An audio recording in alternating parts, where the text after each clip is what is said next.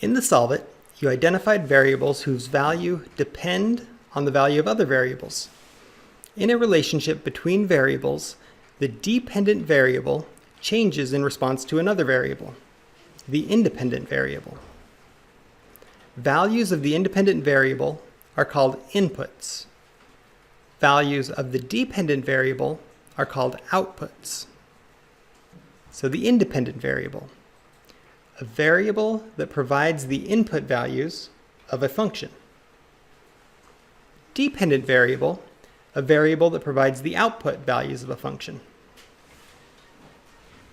The value of the independent variable, the input, does not change in response to the dependent variable, the output.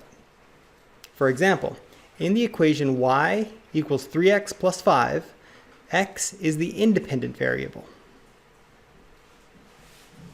The value of the dependent variable, the output, changes in response to the independent variable, the input. For example, in the equation y equals 3x plus 5, y is the dependent variable. Problem 1, representing a geometric relationship. In the diagram below, what is the relationship between the number of rectangles and the perimeter of the figure they form? Represent this relationship using a table, words, an equation, and a graph. So step 1, we'll start by making a table of values. We'll use x as the independent variable and y as the dependent variable.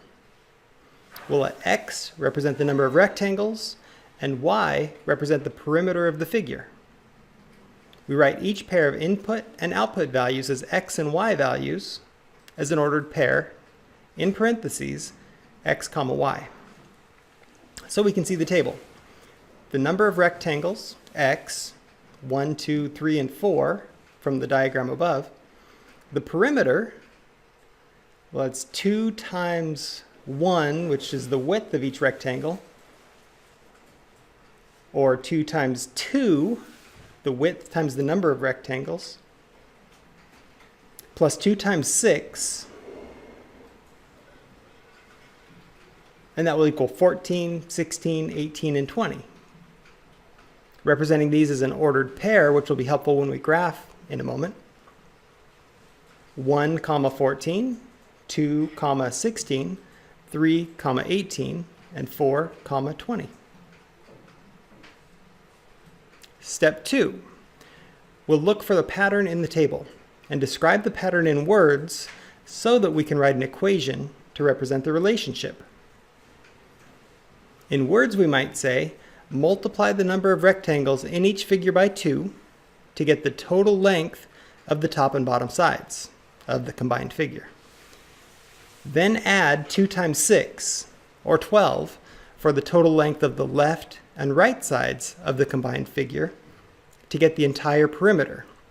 Now that we understand the relationship and can state it in words, that makes it easier to write the equation. The equation is y equals 2x plus 12. Now that we have an equation, we can move on to step 3. We'll use the table to make a graph. With the graph, you can see a pattern formed by the relationship between the number of rectangles and the perimeter of the combined figure. We'll use the y-axis for the dependent variable, the x-axis for the independent variable. And we plot the 4 points, representing a perimeter of 14 when there's 1 rectangle, a perimeter of 16 when there are 2, and then 18 and 20 for 3 and 4 rectangles. You can describe the relationship in problem 1 by saying that the perimeter is a function of the number of rectangles. A function is a relationship that pairs each input value with exactly 1 output value. We can often think of a function as being like a machine, or you'll sometimes hear it called a function machine. If we refer to this diagram, you see an input is placed into the machine does something to it and outputs another value. Your turn. In the diagram below, What is the relationship between the number of triangles and the perimeter of the figure they form? Represent this relationship using a table, words, an equation, and a graph. Then a reasoning item, part B. Suppose you know the perimeter of n triangles. What would you do to find the perimeter of n plus 1 triangles? And part C. How does your answer to part B relate to the equation you wrote in part A?